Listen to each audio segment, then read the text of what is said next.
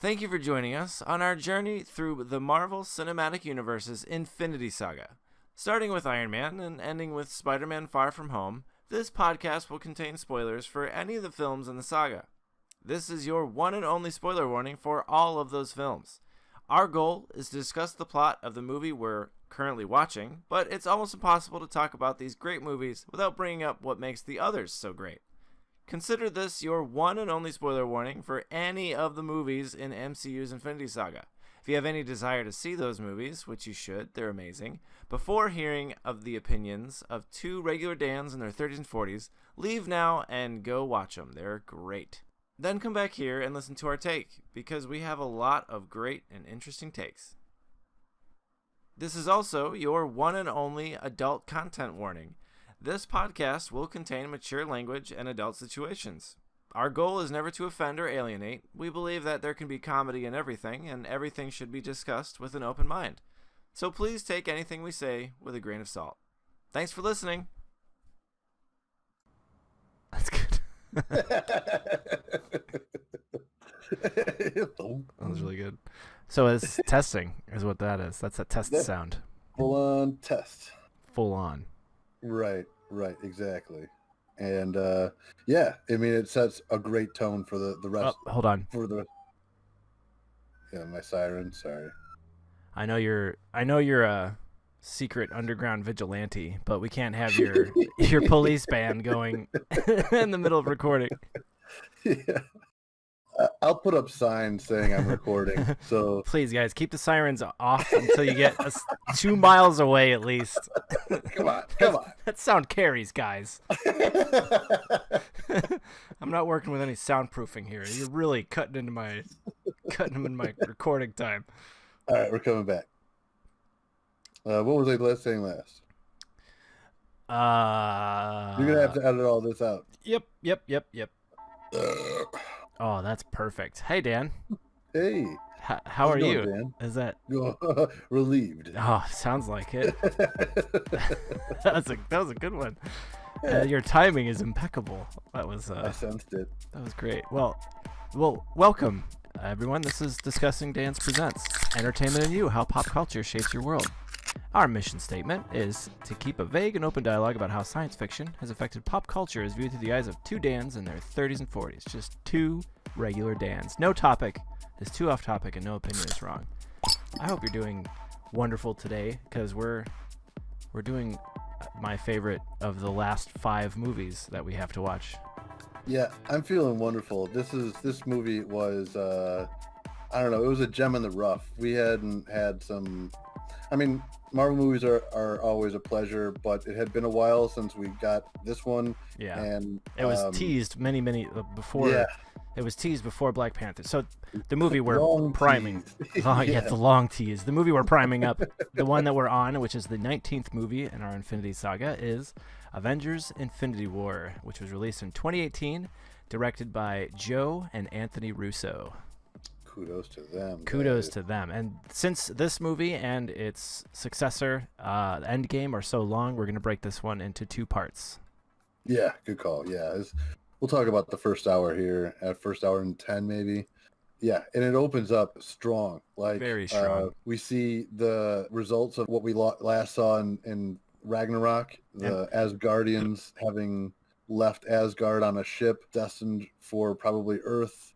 Yep. They got intercepted, and you can hear during the credits, you can hear like a stress beacon or stress call. This is not a warship. Yeah. Right. Oh yeah. Oh, it's freaky. So yeah, it starts out strong. We hear some religious rhetoric from Ebony Maw. You think this is suffering? Yeah. No. You are dying at the hands of the almighty Thanos. Right? It should be a privilege, according to him. Yeah, this guy's like such a zealot that he feels pleasure in sending off those they've just killed. Yeah, even in death, you are children of Thanos. Yeah. Another thing, it opens up strong. It opens up with Thanos just carrying Thor by like the torso in one hand and gives that devastating speech. Yeah. Don't fuck with me. Basically, I know what it's like to lose, to feel so desperately that you're right, yet to fail nonetheless. Or lice. Or lice, yeah. He was bald for a long time. He never had lice as a problem. Yeah, it's true. But now that he has hair, it's Lice City.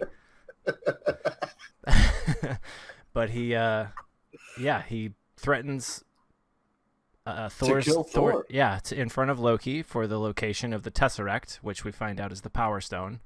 Which, again, I'm so surprised. I mean, shocked at the beginning of this movie because, yeah, Thor's like their Superman, and yeah, he just came off of beating up Hela, and he is now newly seated king of the Asgardian people, and how that gets thrown right out the window. Yeah, and his whole head and neck is being held by a single hand of fucking Thanos. Right.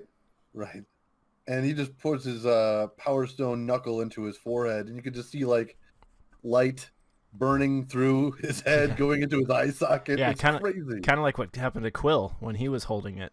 Agreed. Yeah. While this scene is awesome because we have a Hulk, and then Hulk comes in and just starts swamping on Thanos.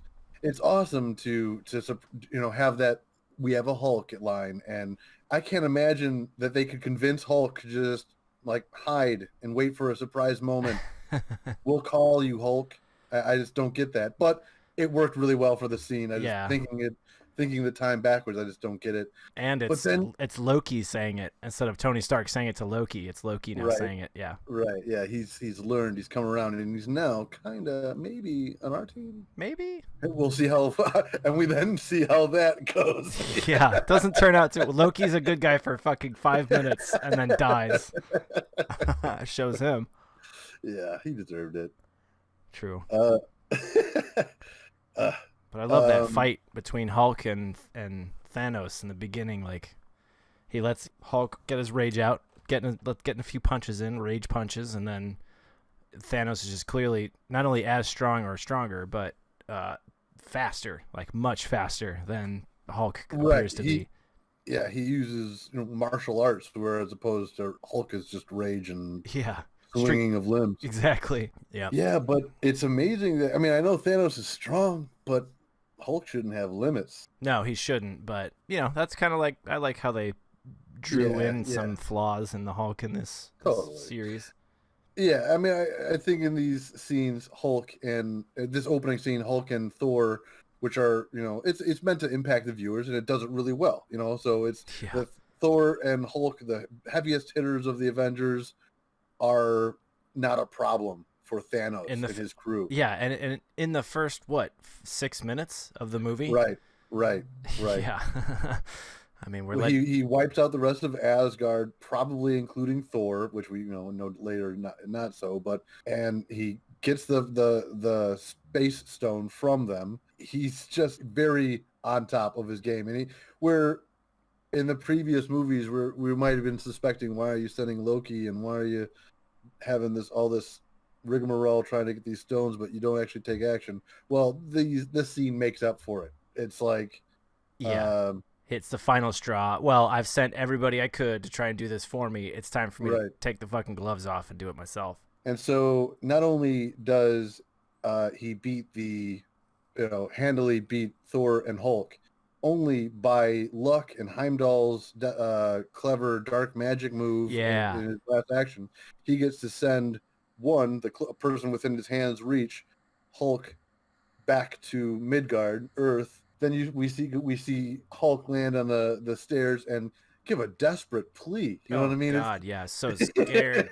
Like, he was coming back from being the Hulk, and the fear in his eyes. Like, you don't normally think that Banner and the Hulk share information too often, but this movie, especially seeing his face after he landed at 177B Bleecker Street, that he was fucking scared for his life. What was the ultimate reason why Hulk didn't want to come out? My guess is he got his ass kicked by somebody he didn't think. The Hulk got humbled. He got served a piece of humble pie, and no one other than Thor, who he can kick Thor's ass, had ever served him a piece of humble pie before.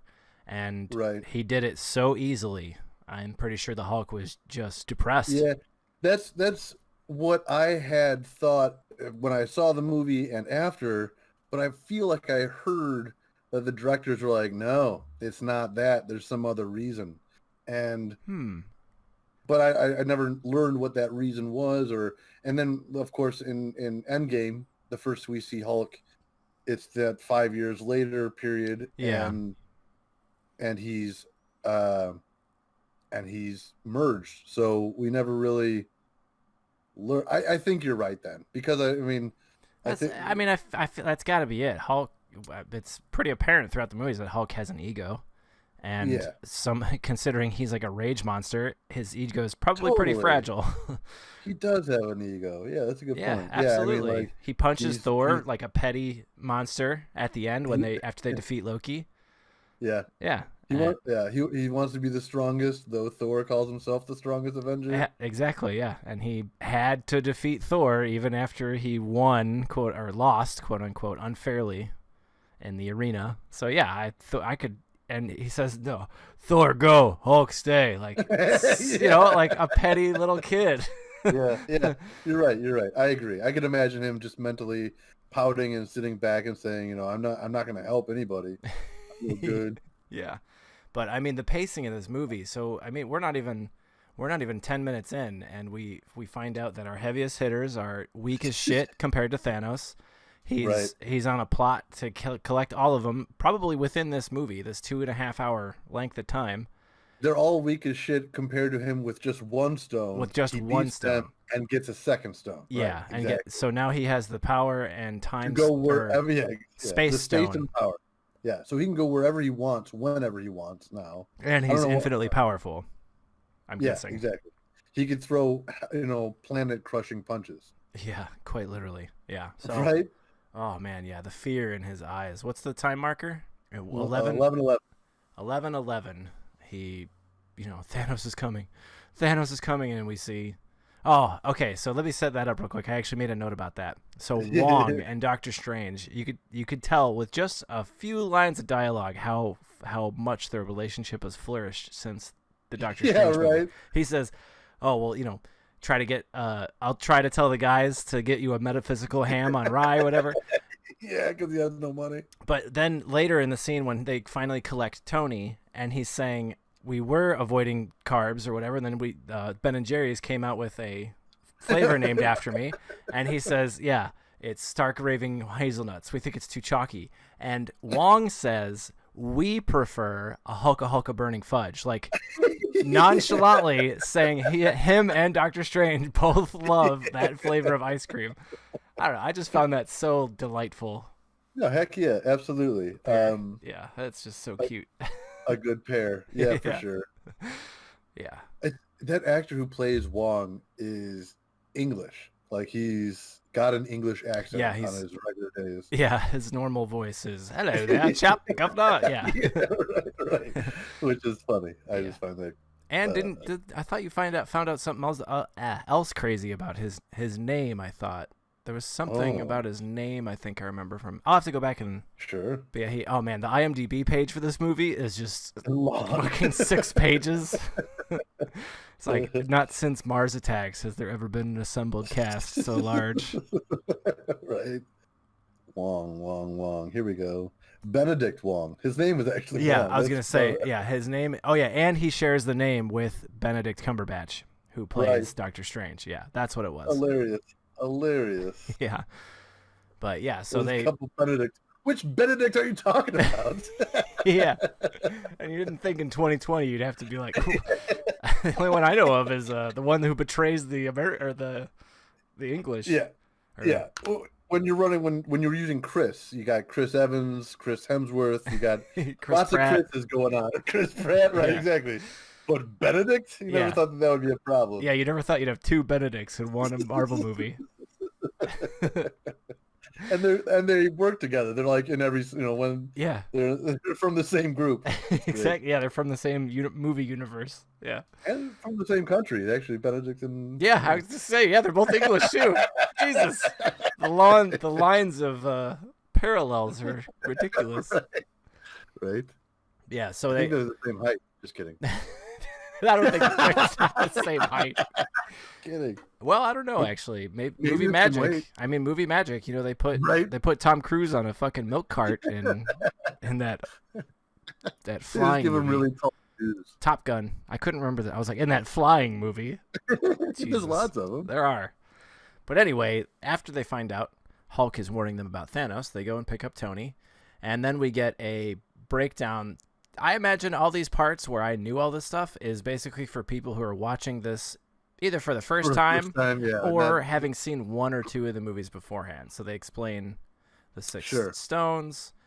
Or maybe they bring in a friend who hasn't seen them. Yeah, absolutely. You know, like I'm a big fan, but I brought my friend who hasn't seen any Marvel movies, so you're gonna love it. Yes. So they what I didn't like is they explain this, like, the plot.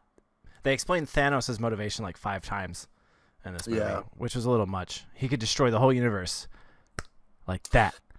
Like, I will say one of my frustrations with the whole, they seemingly use galaxy. Well, I don't know. I don't know if they mean the universe when they say the universe, or do they just mean the galaxy?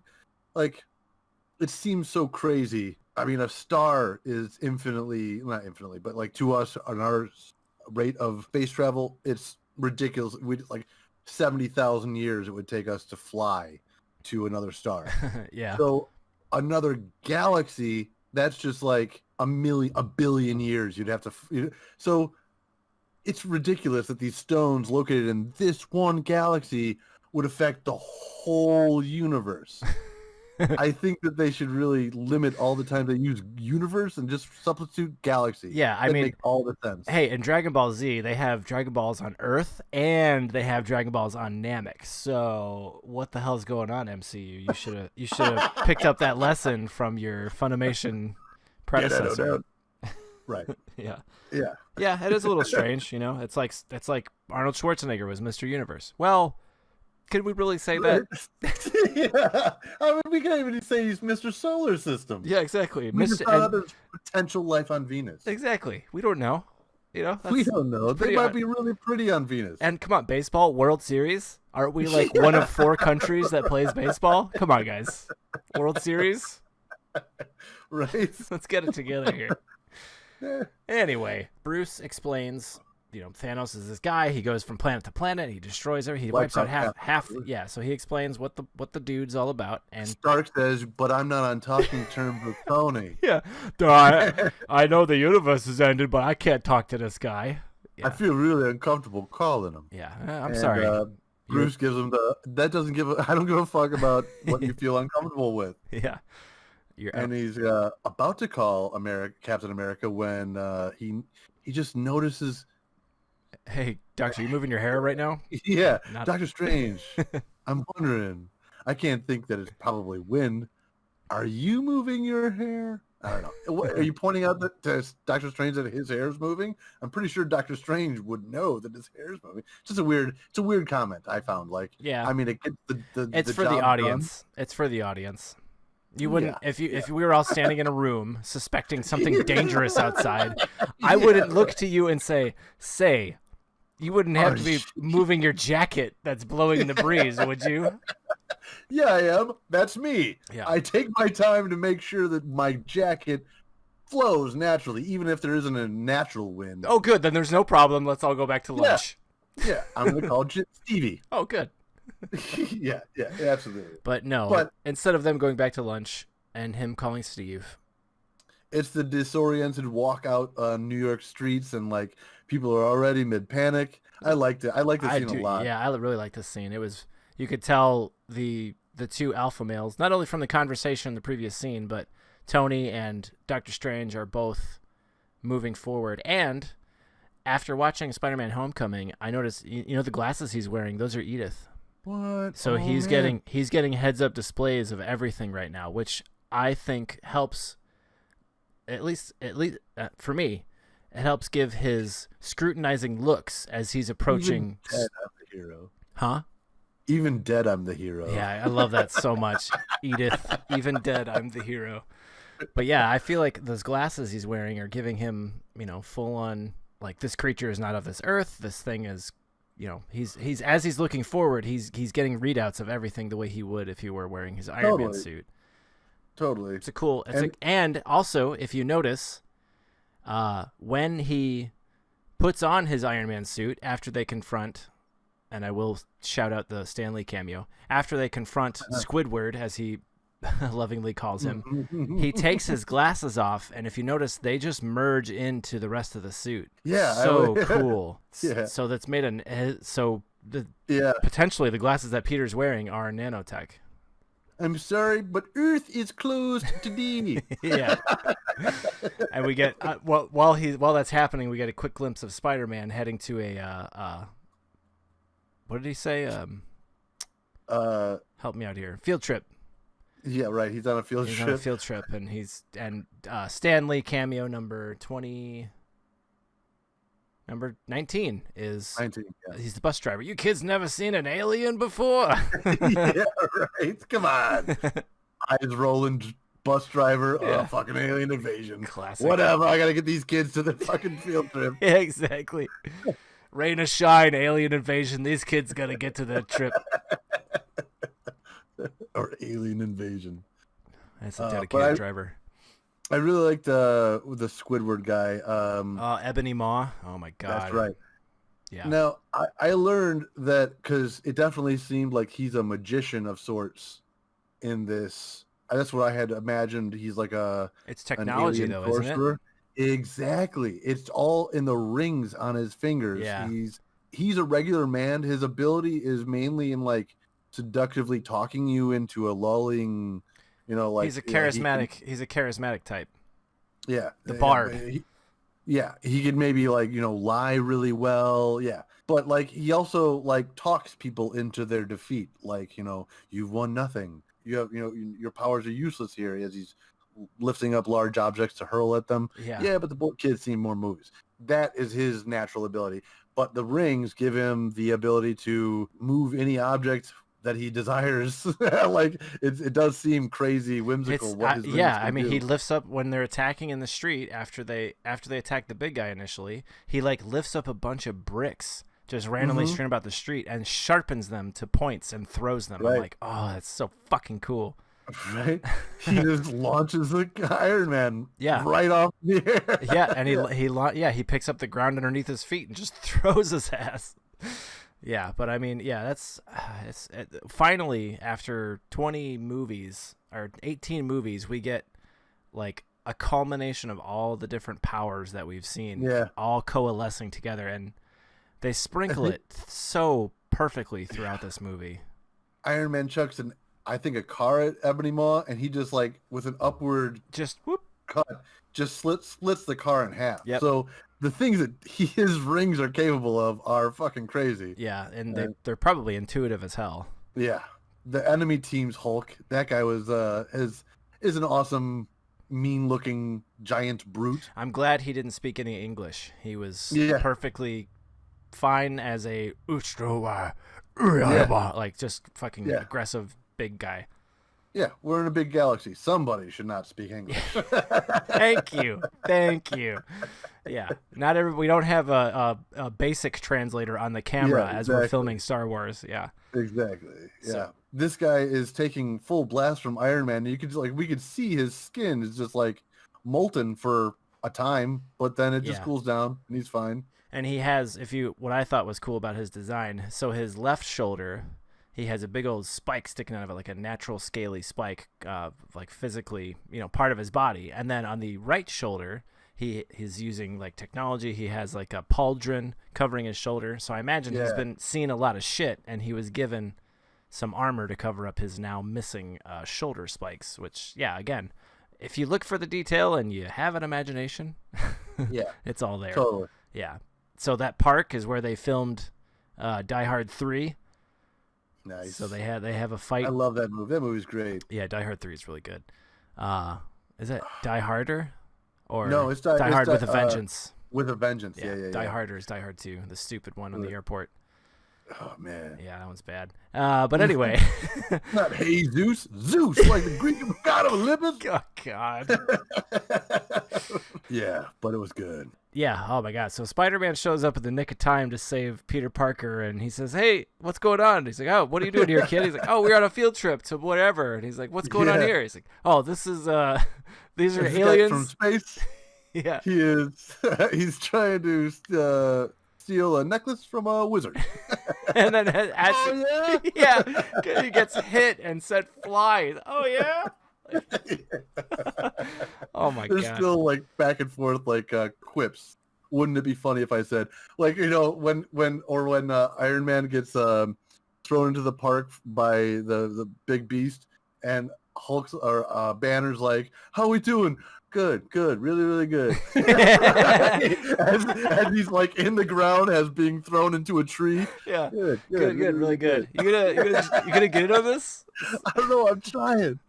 Yeah, absolutely. The mix of comedy and action in this is just perfect. Oh my god, yeah. Continuing with what I think I mentioned it in Civil War, when Tony couldn't catch Rhodey, and it would cause his spinal injury. Right. He didn't have enough boost in this movie to catch up to. Yeah. So Peter trying to protect Doctor Strange, the wizard, he gets captured by Ebony Maw, and he's like, "Oh, Mr. Stark, I'm getting beamed up." And he literally gets beamed up to a spaceship, and as Iron Man is trying to catch up to him, he's, "Give me a little extra juice, Friday," and the nanites turn into this huge rocket boost. He basically is like wearing a dress that's a fucking rocket. And I equate that to him learning from his mistakes and making sure that he has the ability to go faster than he initially expected to need to. Yep. And he's so they're climbing the atmosphere. He's telling Peter, "Just let go, kid. You're running out of oxygen because there's not enough up here." He's like, "Oh yeah, that makes sense." That's why I'm fucking really foggy. And then he catches him with what did he say? It was deploy something 17. 17A. 17A. That was his new design for the spider suit. I forget what they call it. There is something. It's the Iron Spider. Thank you, Iron Spider. Yeah. So that is fast enough to catch up and surpass Tony from its launching point, and it when it finally goes around him, Peter regains consciousness mid-fall and lands on the donut that they're flying out of the atmosphere, and he says, "Oh, Mr. Stark, it smells like a new car in here." And then he, this is a matter of convenience, but like, so he was really able to spiderweb and hold on to the donut after the Friday, the AI. After Friday parachuted him out of there.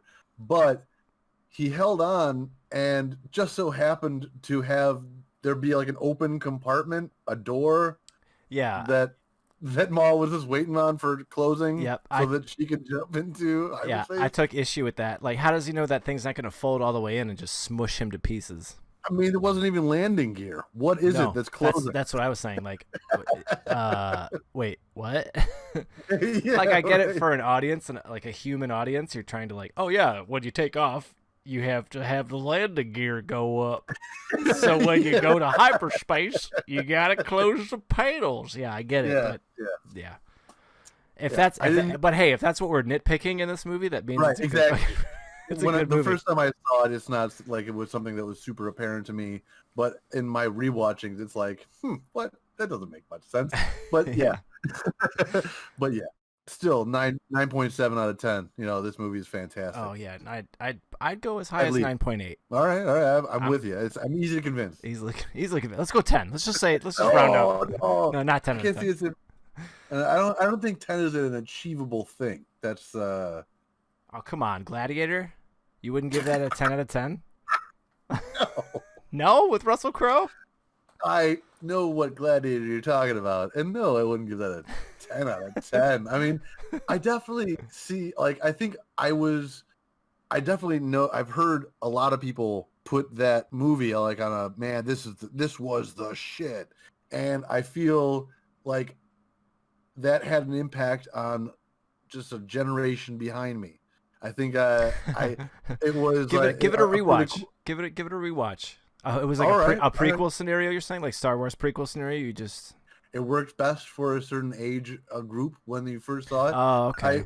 When I saw it, I felt it was a good movie. But what was that guy's? No, it was Maximus Decimus Meridius. That's the gladiator's name, but with the bad Caesar, the bad son. Oh, Joaquin Phoenix.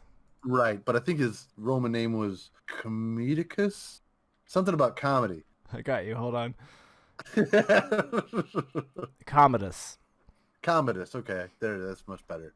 But I don't know. He was such a crazy person. Oh, I felt. Yeah, and he was a fucking incestuous weirdo. Yeah.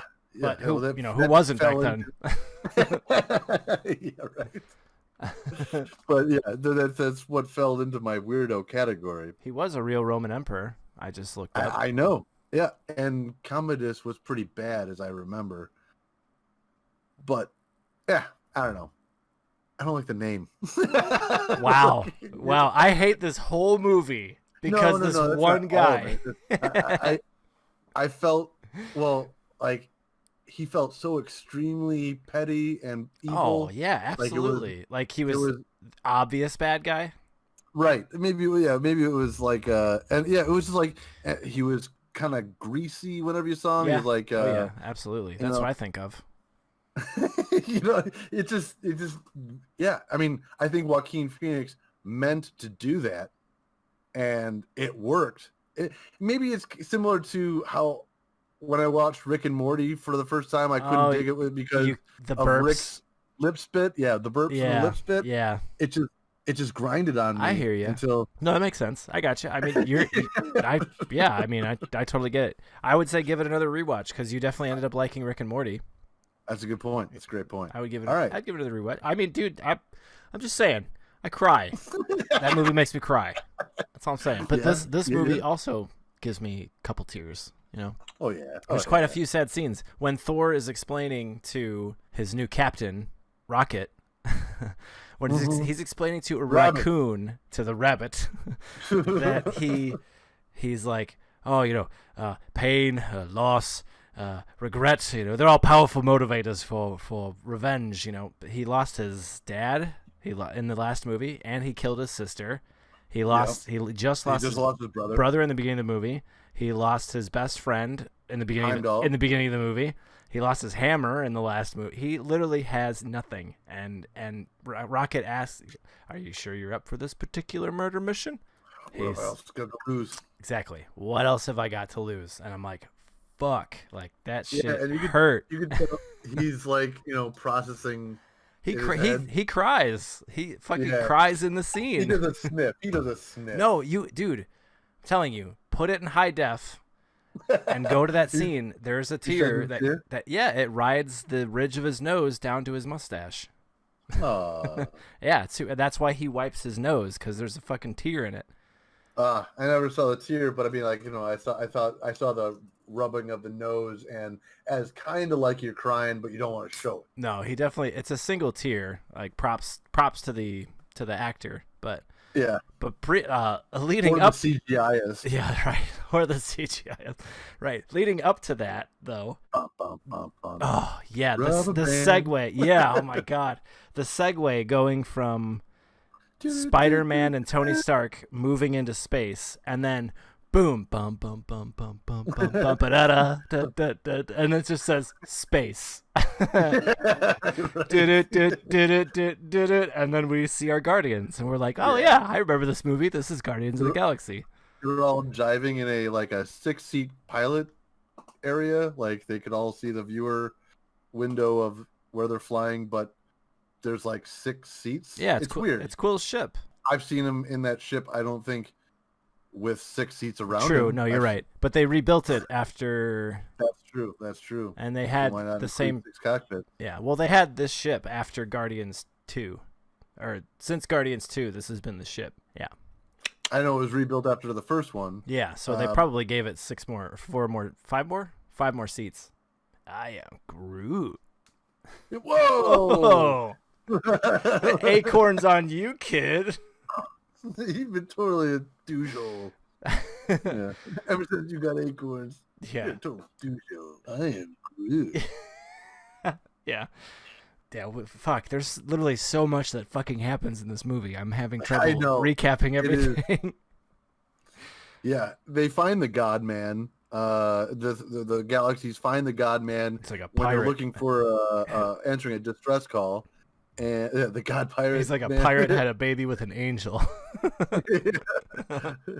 That's not a dude. That's a man. Yeah, I love that. Who is this dude? That's not a dude. You're a dude. This is a man. You gotta put on a little weight. Really? Oh man, I love that they called that out. It's so bad because I was like as they were showing him, like, yeah, it looks like Chris Pratt put on a little weight. Is that purposeful? And then and then all the Guardians pointed out. Oh, that's so good. Are you kidding me, Quill? You're one sandwich away from fat.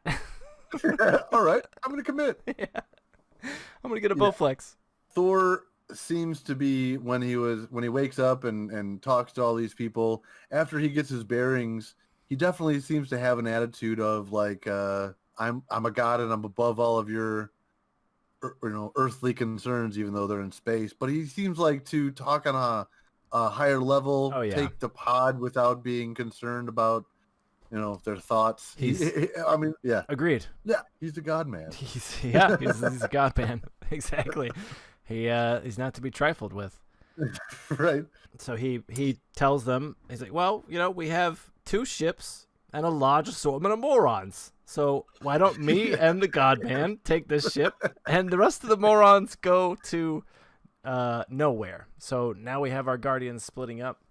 Team Gamora and Pratt going to nowhere, and we have Groot, Thor, and Rocket all heading to Nidavellir. Oh, you did it. That's how you say that. Yes. That's a made-up word. All words are made up.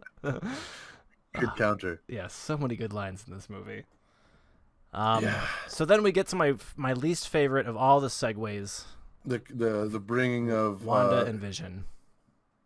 Having a discussion where the super intelligent Mind Stone bearing android designed by Tony Stark, Ultron, Jarvis, and powered by Thor, is stuttering at trying to say that maybe you and I should be together. It's a weird situation. Yeah, it's Why also is Vision so driven by human man?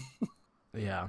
Well, I think he's he even says he wants to be human is one of the things. Oh, agreed. About him. Yeah, and you can hear it in Tony's talking about him later in the movie. He says, "Oh, he's more than just that. He's evolving. Not Tony, but Bruce." He's saying, No, Tony said that. Oh, yeah, you're right. It is Tony. Bruce is accusing him of, you made another Superbot? You lost another Superbot? He's like, I didn't lose him. He's evolving. He's more than that. And we get to see the actor in his actual skin for, about 6 minutes? Right, which is pretty cool. An interesting, we're going to see a lot more of that in WandaVision. I've seen the trailers for that. I need to watch.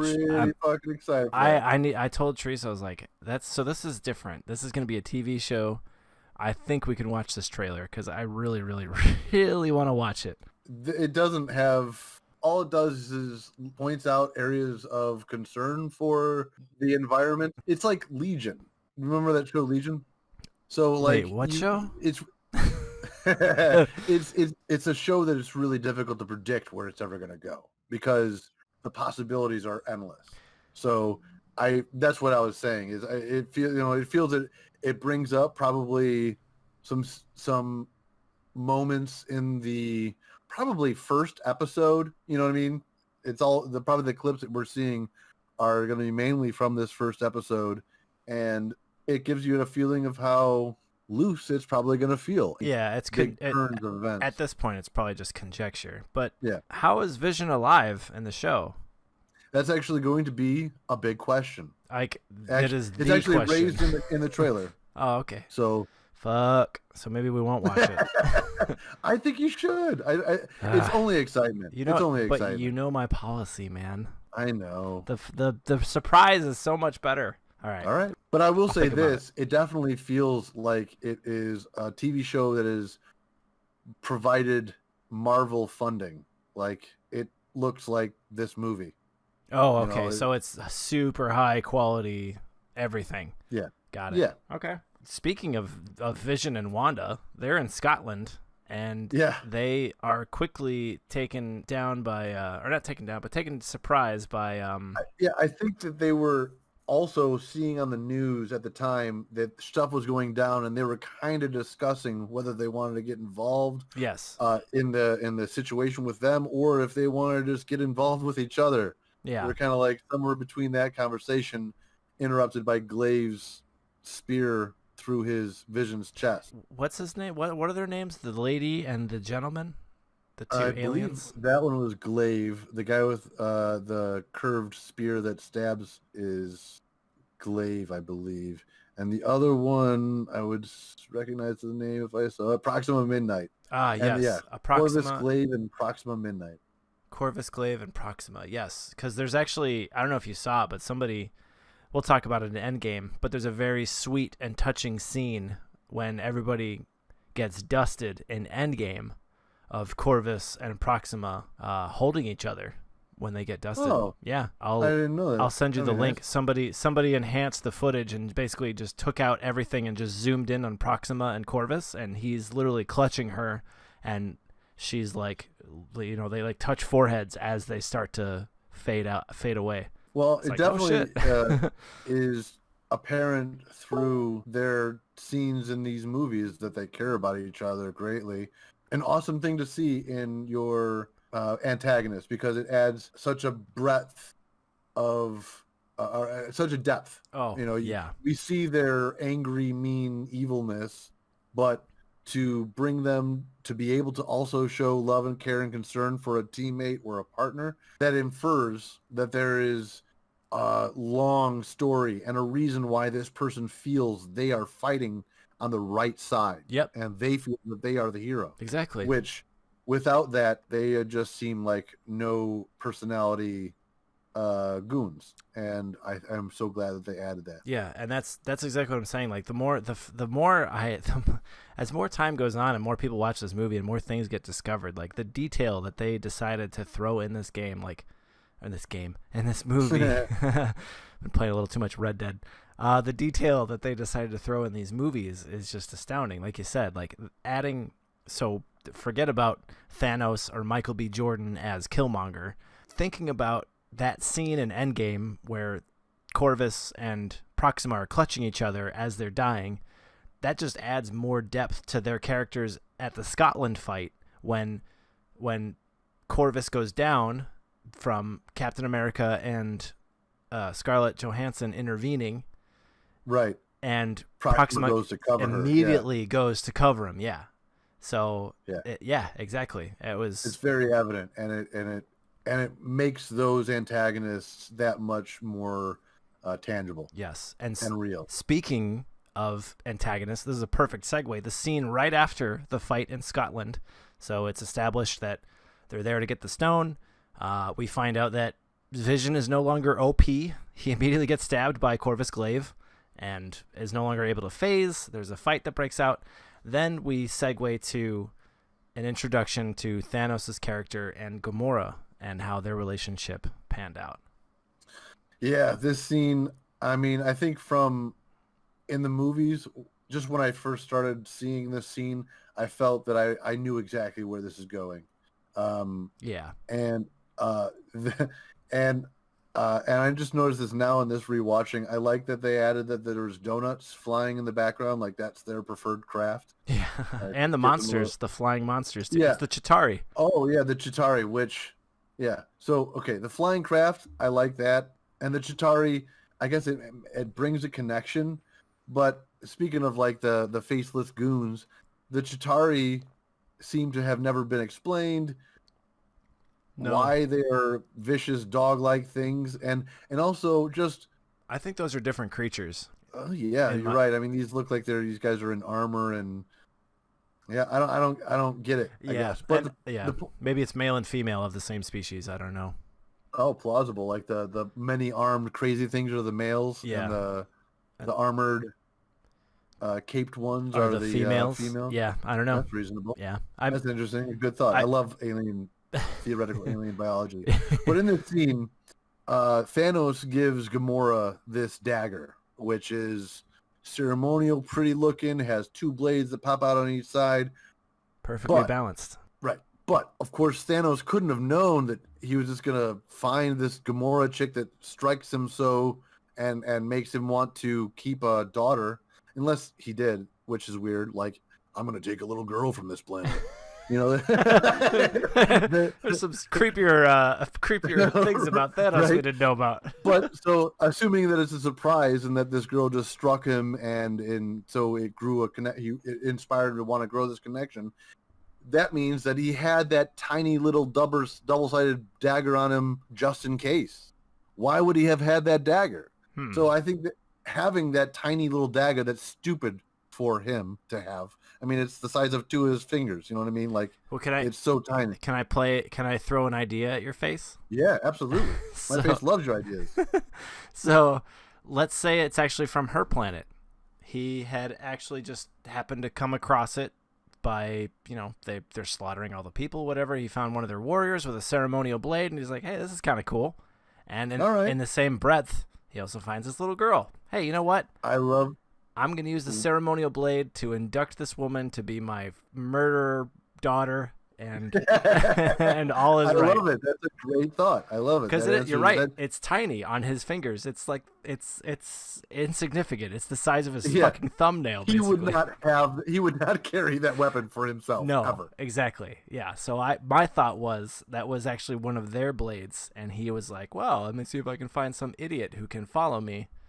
Using it might even mean more to Gamora in that way if it was a ceremonial local weapon of her people. I mean, absolutely. Then that means that it's, artisans of her species that no longer exists. Or no, I'm sorry, they do exist or were halved. So I don't know if that would mean more. Now, for a second ago, I thought it was like a relic of her people that she would keep. But now it's just like it's a stolen artifact from the desolation of her planet. Yeah. So, yeah, exactly. So like it shifted from a great thing to not so great. Yeah. Man, this movie is freaking amazing. Yeah, I mean, I love the concept all around, and I love their ability to bring all of these heroes together to be able to make a intricate fight that between the characters of the heroes we know and the enemies and their desires, and the ability for this movie to take the main bad guy that has been in the shadows for the last 18 movies, and then take him from that position and put him in this movie, and then after the movie comes out, there's a whole subreddit called Thanos Did Nothing Wrong, where people are defending his actions, saying, yeah, it's perfectly right to half the universe and for the sake of preservation of the universe. It's just crazy. He was so like Josh Brolin did such a good job as Thanos. I mean I definitely know that Thanos Did Nothing Wrong was a big movement, but I don't know. It's a joke movement. It's not like I understand. Yeah, but why not double the resources of the universe? Right, exactly. If you could make a wish, for sure. Yeah, absolutely. Yeah. But that's what makes the character so great. And no point in the movie, other than when he's fighting our heroes, does he yell or raise his voice. At no point does he feel it necessary to be an angry antagonist. He simply lays out his plan to everyone who asks. And I think he screams when Scarlett Witch. God damn it, Scarlet. Scarlet Witch starts ripping off his armor. That's the only time I could think of him screaming. Well, in Endgame, but in this movie, he screams when he's fighting on Titan. He yells when he's fighting Spider-Man once, and he yells when he's fighting Tony twice. That's right. Yeah. Because if you throw another moon at me, I'm gonna lose it. I'm gonna lose it. Throw another moon at me. Yeah, I love it. Segue to space. We then start to find out that Gamora may know something that Thanos doesn't know that she knows. And she tells Star-Lord that if she ever gets captured, promise me on your mother. Oof, yeah. That you'll kill me. On your mother. Obviously, we know Star-Lord's linchpin is the memory of his mother and his headphones. Why you crush my headphones? Yeah. Yeah, he agrees. And man, that's a heavy scene. Chris Pratt, I gotta say, like, I think this is one of the harder times his acting has been tested. I saw Jurassic World and I couldn't take him seriously. I loved him in Parks and Recreation, but he was being Chris Pratt on a fucking drunk day. You know what I mean? Like, Yeah. It was great. It was awesome. It was fucking perfect. But I don't think he was like stretching his acting prowess. I think he was being a funny goof, a funny buffoon on set. He does it well. Yeah. Which, I don't know. I mean, Woody Harrelson is touted as a great actor, and he started off as the buffoon. And so I think starting off as the buffoon is oftentimes a really strong move. It's worked for Chris Pratt, obviously. Worked for Jim Carrey. And so all I'm saying, in the scene where he had to kill Gamora, you felt a lot of his, like, I can't agree with any decision I'm going to make, Yeah, I told you to go right. Yeah, right. He still makes a joke. Yeah. Like, that's going to change the conversation that they have to have. Yep. And that's why Thanos spares him, because he actually pulled the trigger. He pulled the trigger. But, well, I mean, my question is... Everybody should have expected that nothing was going to be... Yeah, out of his, Thanos. Once he turned people into cubes and shit. Exactly, and that whole scene was pretty. He even pushed Gamora towards the gun. Like, you knew he had full control over the situation, no matter what. Regardless, I felt the pain in Star-Lord, who he's not the quickest guy. No, definitely. Maybe he didn't get it. No, definitely acts on impulse. Right. Yeah. Yeah. What kind of a Titan likes bubbles? That's my question. It was actually a reference from comics. Yeah. In the comics, he did it a lot. And I know he turned. There's a. I don't think it's Drax and her. But he turned folks into springs and cubes. And springs and cubes, yeah. Which, yeah, I was happy that they included in the movies, but I was like, you could just kill him. He could, and think about it. He chooses not to. That would be such a different movie if Thanos used the abilities to the fullest of all of his, and he didn't like trying to argue with people. You know what I mean? Yeah. I think he tried to win over the personalities of others rather than just ignoring all the personalities of others. Huh. He wanted to win and beat them. But I mean, he could have killed everybody but Gamora because none of them had any value to him. And they were working against him. Why not? Yeah. He doesn't have a strong moral code. This isn't going to fucking push his kill ratio over the billions he's already killed, that he's going to now feel guilty over it. Yeah. I mean, they're also gifted people. Like, one, that obviously have more powers, like not Star-Lord. No. Well, he's got, no, not anymore. He's a regular dude now. I mean, that has to mean that in what are the old people in this movie? I can't believe I can't think of it. Celestials. Celestials. Thank you so much. I'm blanking. It must be in Celestials' DNA that if the child kills the parent, then your abilities are lost. That seems hard to write into your genetics, but. That's what happened. That's what happened. That's what happened. Well, that's what he said, but I just don't understand it. I mean, what then is his other half of his genetics? Is it not anymore a celestial? I'm half human, right? So that 50% of me that's stupid, that's 100% you. Your math is amazing. Maybe he is still partially celestial, but so he has, I don't know, maybe residual power. But yeah, it is kind of silly to say, oh, well, your dad's dead, so no, your powers are gone. But he never even knew he had powers to begin with. It's not like he was running around before that, like throwing energy balls and flying. Right. But generally, the reason I would imagine that what made him a successful pirate, to be able to live through, they wanted to eat him. But they never ate Terran before.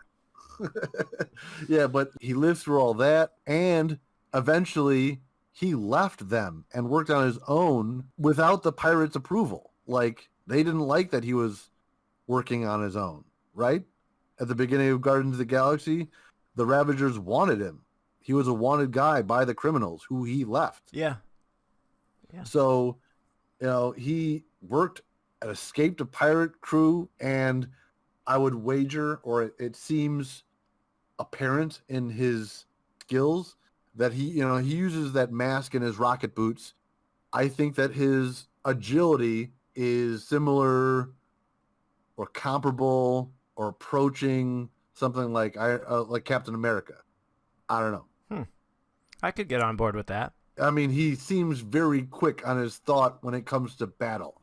Like, when he laid on his back and rocketed out of the building horizontally and, to escape, he just seems very clever. Capable. Super clever. Extremely capable. Yeah. I would equate that to his celestial half. Yeah. I think that's what pushed him over the back. Absolutely. I could raise him above the group, and especially obviously played the most influence in Guardians of the Galaxy when he held the Power Stone. But I think that means that he's of sterner stuff, and I think I don't know. I don't understand how killing the father. Yeah, rips take all away the shit. Yeah, exactly. Well, because the power was coming from the planet, and he killed the planet essentially. Ego wasn't a dude; he was the planet, and they blew up the brain that was the core of the planet. So, But the yeah, I mean, it's also a comic book movie. yeah, I agree. Yeah, I don't know. we can go back and forth, but yeah, I mean, I would think that Star-Lord's more than human is generally what I'm saying. Yes, He's even faster after his and dad's smarter, death, he's still stronger. more than agreed. Yeah, even after Ego died, I would say he's still more capable than the average man. Even though he's put on a few. Okay, I'm gonna commit. I'm gonna Bowflex. I'm gonna get a Bowflex. I'm gonna get dumbbells. You can't eat dumbbells. He picked out a Quill. Bowflex, which was the commercial from the 80s, 90s Yeah. of America, which is perfect. After our Guardians split up, first Captain America's grown a beard. Captain America's grown a beard. Yes, we find out it's Scotland. The morons go to nowhere and find Thanos, which we thought quickly that Gamora had dispatched very, very quickly. But then we realized that he's already acquired the Reality Stone, and he adjusted their entire reality, making them think that they caught up to Thanos and think that they killed Thanos. Right. Thanos, like as we said, Quill has to make that tough choice. He pulls the trigger, just bubbles come out, and Thanos says, "I like him," and then he takes Gamora, and they go back to the ship. Which is like the most getting the approval of the parent I think Peter will ever get. You're gonna kill his daughter, and he says, "I like him." Which is then so crazy as we find out in Endgame. Yeah. As we know the events on Vormir happens, Peter eventually reunites with past Gamora, who hasn't been long won over by Peter Quill's persistent wiles and charms, as she has through Guardians of the Galaxy 1 and 2. Yeah. And she fucking does not take to Peter well right away. Nutshot. At all. Nutshot right away. Oh, yeah. Yeah, which is great. I love that. After Thanos kidnaps Gamora, his daughter, we get a glimpse at life on Earth. The fugitives return to the Avengers compound, fugitives being Cap.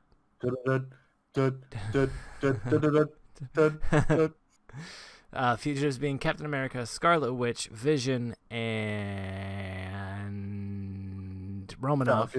Falcon and Romanov, thank you. And we get an angry Colonel Ross, or Director Ross, which... Right, Secretary Ross, thank you. Which then Rhodes just is like, yep, bye. I'm going to hang up on you. Fuck off. I'm going to deal with these guys because they are cool and you are not. Yep. Your mustache sucks, bro. Mustache sucks. I got a whole beard. So they dismiss Ross, and then they break down what's going on, and we find out that, well, Thanos is probably coming after Vision Stone. And they're like, well, what the fuck? Why don't we just remove the stone from Vision? They're like, well, we can't do that here. And Cap's like, bruh, I know some dudes. I know some folks. I know a couple folks that can help us out. Wakanda forever! Wakanda forever! Yeah. So then we end up in Wakanda. Glue, glue, glue, Oh, yeah, I know. As soon as I heard they're like, we can't do it here. Do we know anybody who can do it? And they zoom in on Captain America's face, and you're like, I was like, oh, yeah, we're going to Wakanda, motherfucker. Yeah, right? And then that's when they bring us and show us the White Wolf, which was a comic book name for the Winter Soldier. Bucky Barnes. Afterwards, which they really carry these characters really through their storybook stories, which is really a good service to all the comic book fans who've been loving these comics since the 70s and 80s and 90s. This is their time. Yeah. This is their. It's my time. Right? So after we get a quick glimpse at Wakanda and our awesome badass White Wolf getting a fucking arm made of vibranium, which is super cool, we then go back to the donut that's heading back towards Titan with Ebony Maw holding Doctor Strange captive. Space ice needles? Yes. Crystal needles? It's crystal space surgery needles. Yeah, you did mention that they were for surgery. Yeah. He's like, these were originally made for microsurgery. It's like, God, I can't even imagine microsurgery. Right? Yeah. Like cellular kind of shit. Ugh. Yeah. But it also reinforces that Ebony Maw is a technologist, a gadgeteer, rather than a sorcery guy, which is I didn't think about that. Right? Because he's using tools, former tools. Yeah. It's interesting because he's like a combination of Tony Stark and Doctor Strange. Doctor Strange, right? Exactly. Just imagine an Ebony Maw with an Iron Man suit. Oh God, fuck that. Right? So Iron Man, the cloak that is so far on IMDb has gone unnamed, but whoever played the cloak and Peter Parker and Tony Stark are trying to mount a rescue on for Doctor Strange. Stark asks him for some any ideas, and he says, "This is an old movie." So we had this great moment, but then Tony Stark drops in on Ebony Maw, gives him his threat, saying, I'm going to save this guy. He's like, oh, you're coming to your friend. He's like, oh, I'm rescuing for professional courtesy. And that's exactly when when Maw starts, you've saved nothing. Your powers are meaningless compared to mine. He really tries to talk him down first, which, again, is true to the character. And then from the hole that they blew Ebony Maw out of, Doctor Strange. Mr. Doctor. Yeah, that was such a good part of that movie. But Ebony Maw bites it from the cold of space. Yep. You ever seen that old movie Aliens? Really old movie Aliens? Oh yeah, Aliens. They did launch the Queen out of an airlock, but the scene more made me think of that. Like I think it was Aliens 4 when the alien creature was more human and it had like that weird nose and it was all fleshy. And talking about Covenant or no, not Covenant. The new one? I think it was like no, it's not new. It was definitely with Sigourney Weaver. So I think it was like 4. It's probably 3. I don't think there is a 4. Maybe it was 3. Okay, it's the bad one. So yeah, I agree. 3. Yeah, that's probably right. No, I wholeheartedly agree. Aliens 3, and the fleshy alien. In order to trick and kill it, I think Sigourney Weaver put like a bit of her blood or some shit on a part of the hull of the ship and then tried to like lull and coo the alien into being calm, and then her blood ate through the hull and made a pinprick opening in the side of the ship, which ultimately sucked the humanoid looking alien monstrosity thing out that pinprick hole, which was gross. Ugh, but sounds gross. Oh my God, that sounds awful. Yeah, it was. Yeah, that alien got spaghettified. Oof. Ugh. Oh yeah. I was gonna say a pinprick hole and it's getting sucked out of it. Yeah. Yeah. It was pretty Gross. But anyway, Ebony Maw, he went through a much bigger hole and ended up much better off just naturally frozen and suffocating. As you do in space. I think he froze before he suffocated, so there's that. then Doctor Strange and Captain America start debating whether they should continue on to where they were going so that they can take the fight to Thanos, or if they should turn around. And ultimately, Iron Man convinces Doctor Strange to continue on to their destination. I'm Peter, by the way. Doctor Strange. Oh, we're using our made-up names. Okay, I'm Spider-Man then. That's the second person who does not get Doctor Strange's name, which, he's asking for it. Yeah, I mean, come on, Doctor Strange. He doesn't even have, if anything, a master of the mystical arts, is like maybe his title. Yeah. But otherwise, he just goes by his name. It's Doctor Strange, yeah. Pretty good. That's great. After Peter shows up as a stowaway, Stephen and Tony discuss what to do. We get our first glimpse at a mad titan that maybe more than just a mad titan. Somebody who wanted a daughter, somebody who to live on, continue his legacy. Right. She expresses that every day I hated you, and he's like, yeah, I know. Yeah. I know. You told me every day. Yeah. And even this whole conversation while she's screaming at him and yelling at him and everything, he's calm and collected the whole time. Well, I get that calm and collected argument. He also fucking tortures his other daughter, Nebula. He's a mean, maniacal person. Yeah. So his calm logic approach is merely a facade. Yeah. I think he has an intellect that can support that kind of facade, but ultimately he's mean and maniacal and wants to end life. Oh God. So yeah, it makes him so much more rounded, in my opinion. He favors literally favors one daughter so much more than the other that he's willing to torture one at the expense of the other's lament that her sister is being tortured just to get some information out of her. Yeah, wrenched information. But it's also expressed that throughout their whole lives, because Nebula could never beat Gamora, she was always subjected to secondhood, to where she had to go through surgeries of cybernetic enhancements to try to make Nebula able to defeat Gamora. Yeah. Which is crazy. I wonder if Gamora has any any biological enhancements. She has that like metal looking tattoo on her face. Yeah, she definitely has enhancements for sure. Have we seen? I mean, she talks about it because when they don't ever show her people doing anything super crazy in any movie, but they show her in like the first Guardians of the Galaxy leaping several stories, and she definitely packs a mean punch. Yeah. I think she's enhanced, just definitely not enhanced to the point that Nebula is. Interesting. But I don't know. I haven't done any research. She just seems, upon watching the movies, more enhanced than most. Totally. She has the reputation of being one of the deadliest assassins, and she's never been defeated. So she has a reputation, and we see she doesn't fail in fights often. No. We see the evidence of her capability, but we don't see any direct indication that she can jump those two stories because of cybernetic enhancements in her leg. Yes, true. She could have even been a mutant of her planet. We don't know. Yeah, those markings on her face could just be birthmarks or something, or it could be a decorative tattoo. Yeah, or that's just how their species has their skin molecules come out. Yeah, right.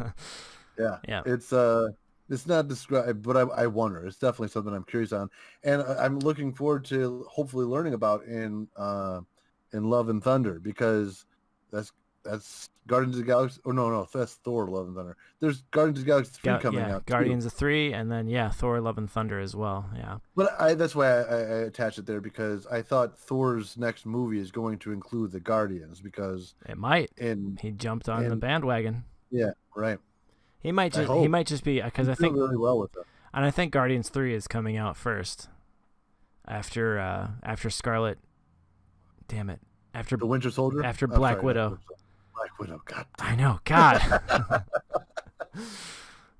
They had to name a character in the movie the same first name as one of the characters' names in the movie. Scarlet Widow. Damn you, Benedict. Yeah, damn Benedicts and Scarlets. But yeah, so he does get the information out of her. He tortures Nebula, who's, God, poor Nebula, just trapped. Her screams are fucking so convincingly eerie. Right. Oh, God. It looks like she's separated all of their parts. I know that she's in a force field, but I think when Thanos expands it, I think the space stone glows. So like he might be using the space stone to separate her further. Yeah. Ugh. It's crazy. Yeah, it's pretty gross. So she gives up Vormir. That's where they need to go to Vormir to get the Soul Stone, which is the first time. That's actually the first mention of any of the MCU movies we get of the Soul Stone. It's pretty cool. Yeah, and in this movie, Thor mentions that nobody's seen it and nobody knows where it's at, so we could assume that it's never going to be able to be found. But Gamora knows. Yeah. Gamora found it, but she burned the map to it, which is why Thanos had Nebula, who snuck aboard the ship to kill him. He had her under separated under that force field thing and torturing her. Yeah. Then we move to our other morons. We get... I love the combination of Thor and Rocket. Oh, yeah, it is so good. Yeah, Thor and Rocket work so well together for some reason. It seems like these characters would be the furthest apart personality-wise, but I think they really connect and work well together because this is something I realized, I think, maybe recently. Rocket probably has already felt that he's lost everything, and Groot was probably the only thing that he risked having again. Yeah. So, like, he plays a tortured soul already. Like, he has lots of baggage that bubbled up a little bit in Guardians of the Galaxy 2, but we didn't get to expound it on. No. You know what I mean? Yeah. So, well, the end of Guardians 2, he loses Yondu, and then at the end of this movie, he loses everyone except Nebula, which was not really a Guardian from the get-go. Agreed. Right. Yeah. Yeah. So yeah, I mean, of all the two characters, like you said, in the movies, you wouldn't think that Thor and Rocket would have anything in common, but they definitely have the most depressing arc. Yeah, they act like they've lost the most. Well, Thor we know, and Rocket we assume. Yep. So he's like, okay, time to be a captain. Yeah. He tells you, sure you're up for this particular murder mission? And Thor haphazardly convinces him that he's ready, and and Rocket gives him an eye that he snuck out of a facility in his ass. Yeah, he's like, oh, I would have watched that if I would have watched that. Definitely would have watched it. He's like, if I had to sneak it out through and then they get cut off by some kind of alarm. I also love seeing Groot, the teenager Groot, looking in amazement as Thor is about to put the eyeball in his head. He's like, oh my god. Yeah, he was watching that. Yeah, like a teenager would. Oh, that shit's so gross. Yeah. It's awesome. Yeah, it is. They arrive at a place that creates the most terrifying weapons of destruction in the galaxy. Nidavellir. Nice. Which I really liked just the look of it. I mean, is that an artificial star? Yeah. Is that? I mean, that's. I imagine. Artificial star surrounded by a forge. Right. That's just. I've listened to a lot of sci-fi. I've fantasized about a lot of science fiction in the future, and I mean, artificial stars. That's crazy. That's crazy. I like the fantasy element of it. It's so out there. It again supports, like you see inside the facility, it's a gigantic machine. It looks very complicated, and it was obviously run by a whole race of dwarves. And the coolest part is that in Norse mythology, it's the home of the dwarves. Right. Yeah. Right. Yeah. And the dwarves are giant, which was an awesome, amazing twist. It supports the Thor's whole phrase in Thor 1, where I come from a place where science and magic are the same thing. You know what I mean? It's like Oh yeah. There's obviously some kind of science involved in this gigantic construction. I imagine the building of it was requiring a ton of effort by thousands, millions of beings. You know what I mean? Yeah. Oh yeah. That's where the science comes into play. Right? Exactly. So, I mean, there's philosophers who've said that, any advanced technology enough removed is indistinguishable from magic. Yeah. That's true. It makes it somehow easier to swallow for me, I guess. The effort that they put into making the places that Thor and the gods would go to not look just mystical and magical. Yeah, gold and yeah, you just like expected to assume it's clouds and gold farts. Yeah. Right. No, but a giant machine that's incomprehensible. Yep. That makes a lot more believability. What's the sarcastic thing? Well, how does Wi-Fi work? It's magic. It's just magic. You can use the internet walking around your house without any wires. Yet it's magic. Yeah, exactly. I mean, you explain technology. If we took our cell phones back to 1950, that's fucking magic. Yeah. You can take a picture with it. Oh, you can. What? What do you mean you can look up anything you've ever wanted to know ever? Yeah, I can do that. You're a demon. Yeah, fucking exactly. Burn her at the stake. Yeah, that guy's a witch. He's got a phone. Or a wizard? What's a guy witch? Warlock, thank you. So what happens now? So now we've switched from Nivellir to back to Doctor Strange, Tony Stark, and yeah. No, yeah, you're right. That's right. We find out and Peter Parker. We find out that a giant Peter Dinklage as a dwarf, which is a meta layered joke. His entire race was killed. He blames Thor, and Thor tells him, well, fucking Asgard was destroyed. We can't protect you. And he says, Thanos told him, your life is yours, but your hands are mine. And then they devise the plan to build the Stormbreaker. Yeah, it's a bit much. Yeah. Ever the critic. Yeah. He's like, what's the weapon called? Stormbreaker. Yeah, it's a bit much. I love he's like, speaking of Rocket, when Thor's like, he's like, well, what else have I got to lose? And he walks away, and Rocket's like, well, I mean, me personally, I got a lot to lose. I can lose a lot, so yeah. Not that anybody's counting that shit. Yep. But I think one group of morons is meeting our Avengers from Earth. They're on Titan, so as you said, Doctor Strange, Tony Stark, and Spider-Man all crash landed on Titan, and our Guardians of the Galaxy are quick to jump and attack them.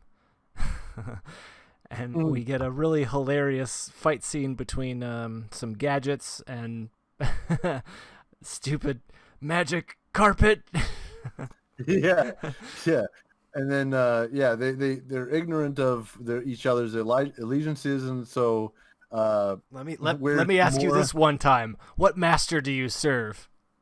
What master do you serve? What am I supposed to say? Jesus? Yeah, right. You blast your guy, I blast mine. Then, yeah, go ahead. I can take it. It looks like a gigantic weapon that Tony Stark has created out of his nanotech suit. She's like, no, you can't. No. You cannot take it. Yeah, right. Everyone calms down a little bit, and they all reveal that they're both against Thanos. I'm from Montana. You're from Earth? Yeah. I'm from Missouri. Yeah, that's on Earth, stupid. I just love it. What am I supposed to say? Jesus? He's like, you're from Earth. Yeah, I'm from Missouri. God, yeah, that's on Earth, stupid. Oh, God, yeah. Like they all pretty much all realizing that they're all on the same side at the same time. It's pretty fucking funny. It's so good. Yeah, but I think we're coming up on an hour and a half, so I think we should. Yeah. We're gonna cut it short. Do this part one. So we have our Guardians and our Avengers meeting on Titan. We have Groot, Peter Dinklage, Thor, and Rocket on Nidavellir, and then we have Captain America, Black Panther, Bucky, and the rest of the old Avengers all back on Wakanda, awaiting the arrival of Thanos. Dun, dun, dun. Dun, dun, dun. So we're gonna cut it short this time, and we're gonna come back next time with another round of Avengers: Infinity War. Oh yeah, the second half. Oh man, big conclusion, big action, big cliffhanger, big everything. Wink. I mean, he's big, he's purple. He's big and he's purple. What is it? Doesn't he call him? He's like, "Come here, Grimace." Shoot that testicle sack off your chin. Yeah. Oh god. But anyway, I have been Dan S. as in science, and I've been Dan F. as in fictional. And we hope you have a wonderful day. Right? Ba-da-ba-ba-da-boo, yeah.